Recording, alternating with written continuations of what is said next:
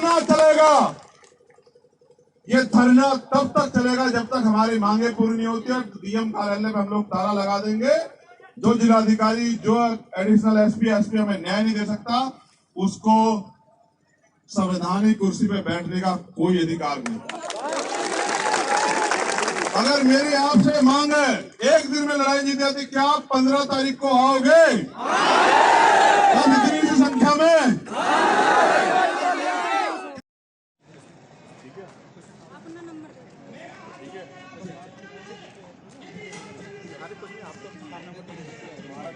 चलो गाड़ी चलो विजय और ये इनके भाई, ठीक है। अब आप इनके संपर्क में रहें और ये हैं तो मुझे उम्मीद है कि न्याय, ठीक है।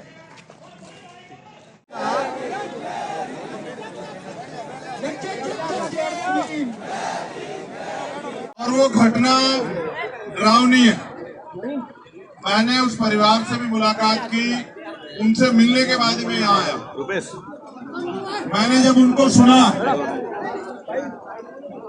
तो मुझे एहसास हुआ कि वो किस डर में है, क्या उनके साथ हालात है। और फिर मैंने यहाँ के जो जिलाधिकारी हैं, मैंने उनसे बात की। आप सब लोग भी यहाँ आए, मैं अपनी बात आपको बता देता हूँ।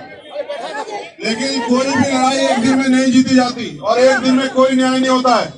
अगर न्याय चाहिए तो संघर्ष करने के आदी बनो। अगर न्याय चाहिए तो फिर अपनी लड़ाई को अपने पैरों पर खड़ा होकर लड़ने के लिए तैयार हो जाओ।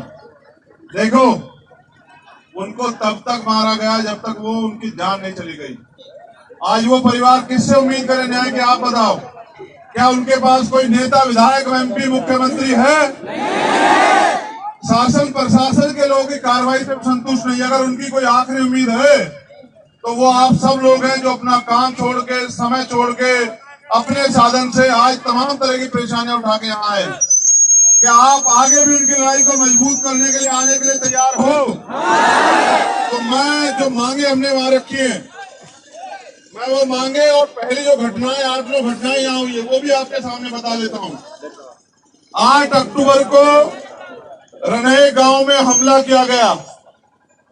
11 अक्टूबर को राजा पटना में सुरेंद्र अहिरवार को पेड़ पर फांसी के फंदे से लटका दिया गया। ग्राम दसोड़ा में रामकिशन अहिरवार को मजदूरी के पैसे मांगने पर दबंगों ने कुल्हाड़ी से काट दिया।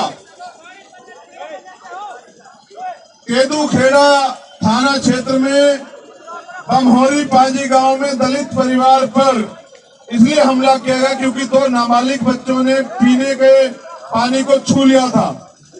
इस घटना में पूरे परिवार के साथ मारपीट की गई। 5 सदस्यों को अस्पताल में भर्ती कराया गया। गांव जेरठ तहसील पथरिया में थ्रेसिंग कर रहे मजदूर वीरू अहिरवार को थ्रेसर में धक्का देकर जान से मारने का प्रयास किया, जिसमें उसका एक हाथ कट गया, जिस पर पुलिस ने अपराधी को अभी तक गिरफ्तार नहीं किया।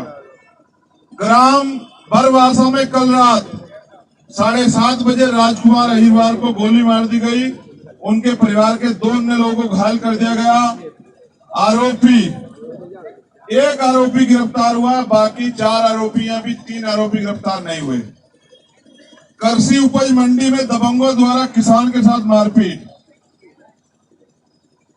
और ये सारी घटनाएं दमोह में हुई। दमोह के अधिकारी कर्मचारी कुछ तो अच्छे हैं जो मुझे मिले, लेकिन कुछ ऐसे हैं जो सरकार के इशारे पे हाथ धर के बैठे हैं। और मैं ये समझता हूं कि उनके हाथ पे हाथ रखने से अपराधियों का संरक्षण और अपराधियों के हौसले बढ़ रहे हैं। कल आने वाले समय में ये अपराध आपके साथ भी हो सकता है। तो जो देवराना प्रकरण है और ये जो अन्य प्रकरण है, इनमें हमने मांगे रखी हैं। और ये मांगे मैं समझता हूं कि आप सब लोगों की मांगे हैं कि सबसे पहले तो जो बाकी आरोपी हैं उनको एफआईआर में नामजद करके उनको जेल भेजा जाए। दूसरी, पीड़ित परिवार को 5 करोड़ रुपए का मुआवजा देके आर्थिक जो है मुआवजा सरकार उनको दे। मैं अपनी बात को रोकते हुए कह रहा हूं कि तालियां बजाने से और किसी को गालियां देने से काम नहीं चलेगा। सड़क पे आके संघर्ष करने के लिए तैयार हो जाइए। और अगर आप ऐसे नालायक लोगों को यहाँ विधायक चुनोगे तो फिर आपका इलाज यही होगा। अब आप देख लेना मेरी बात। आपकी एक एक गलती आपकी आने वाली पीढ़ियों को उनकी कमर तोड़ देगी। आप ऐसे नालायक लोगों को अगर विधायक बना के भेजोगे तो आपके बच्चों के साथ ये अन्याय अत्याचार होगा। ये फैसला भी करना आज आप कि आपको किसको ताकत देनी है। तीसरी मांग ये है कि मृतक मानक अहिरवार की पत्नी को शासकीय नौकरी प्रदान की जाए। चौथी मांग ये है कि परिवार को 5 एकड़ कृषि भूमि प्रदान की जाए। पांचवी मांग ये है कि पीड़ित परिवार को आत्मरक्षा हेतु सशस्त्र लाइसेंस जो है हथियार उपलब्ध कराया जाए। छठी मांग है कि पीड़ित परिवार के आंगन में जो बना हुआ है आरोपियों का अवैध मकान उसको हटाया जाए। सातवीं मांग है कि मृतक मानक अहिरवार के सभी बच्चों को की पूर्ण शिक्षा की जिम्मेदारी जो पढ़ाई करना चाहते जब तक बड़े नहीं होते, ये सरकार को प्रशासन के लोगों को उठानी चाहिए कि उनको निःशुल्क और अच्छी शिक्षा जो है मिले। और घायल महेश अहिरवार जो मृतक मानक अहिरवार के छोटे भाई हैं, उनका निःशुल्क और उचित इलाज कराया जाए, उनकी जान को सुरक्षित किया जाए, सुरक्षा का माहौल उन्हें दिया जाए और इस पूरे मामले को फास्ट ट्रैक कोर्ट में चलाकर आरोपियों को सख्त से सख्त कार्रवाई उनके ऊपर की जाए, सजा दिलाई जाए। और अंतिम जो मांग है, उनको गांव से हटाकर शहर में यहाँ दबाव में रहने के लिए मकान की व्यवस्था जो है उस परिवार को कराई जाए, ऐसी हमारी मांग है। और इन मांगों के लिए हमने यहाँ के जिलाधिकारी महोदय के माध्यम से यहाँ की सरकार को आज 1 तारीख है, 14 तारीख तक का समय दिया है।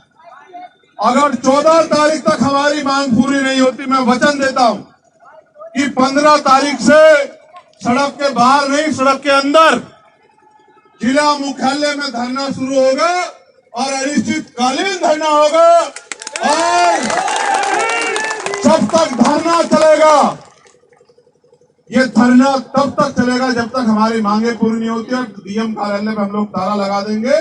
जो जिलाधिकारी, जो एडिशनल एसपी हमें न्याय नहीं दे सकता, उसको संवैधानिक कुर्सी पे बैठने का कोई अधिकार नहीं। अगर मेरी आपसे मांग है एक दिन में लड़ाई जीत जाती, क्या आप 15 तारीख को आओगे? बस इतनी सी संख्या में, क्या बस इतनी सी संख्या में आओगे? वादा करो कि एक आदमी कम से कम 20 आदमी को तैयार करके लेके आएगा। आओगे नहीं आओगे बताओ? ऐसा तो नहीं मैं अकेला यहाँ धरना देता रहूंगा। आओगे नहीं आओगे बताओ? वादा करो। तो फिर याद रखो कि आपका ऐलान के आगे मुख्यमंत्री भी झुकेंगे और आपकी मांगे पूरी होगी, वरना 15 तारीख की रोटी इसी जिला मुख्यालय में खाई जाएंगी। मेरा आपसे वादा। एक अनुरोध आखिरी मेरा आपसे और है, आप क्योंकि न्याय की लड़ाई लड़ने आए, आपको संविधान का ज्यादा पालन करना है। पूरी जिम्मेदारी से अपने साधन का प्रयोग करते हुए आप जाएं और अपने घर पहुंचे और अगले आदेश का इंतजार करें, तैयारी करके रखें। अगर हमारी मांगे पूरी होती है तो भी 15 तारीख को यहाँ आएंगे और अगर नहीं होती तो भी आएंगे। अगर पूरी हुई तो इनका धन्यवाद करने आएंगे और अगर नहीं पूरी हुई तो आंदोलन करने आएंगे। ये वादा भी मैं आपसे कर रहा हूँ। लेकिन अभी आपको घर जाना है जिम्मेदारी से और आज से काम पे लग जाना है। 15 तारीख तक सारे मामलों में न्याय हो, इसलिए आपको अपने समाज को तैयार करना है और एक बड़ी संख्या में, लाखों की संख्या में जिला मुख्यालय पे आना। और मेरा आपसे निवेदन है कि अगर आप रास्ता बना दो तो मैं चला जाऊं, क्योंकि मुझे, आप जानते हैं, मेरे साथ समय की कमी है। रास्ता दे दो बस। और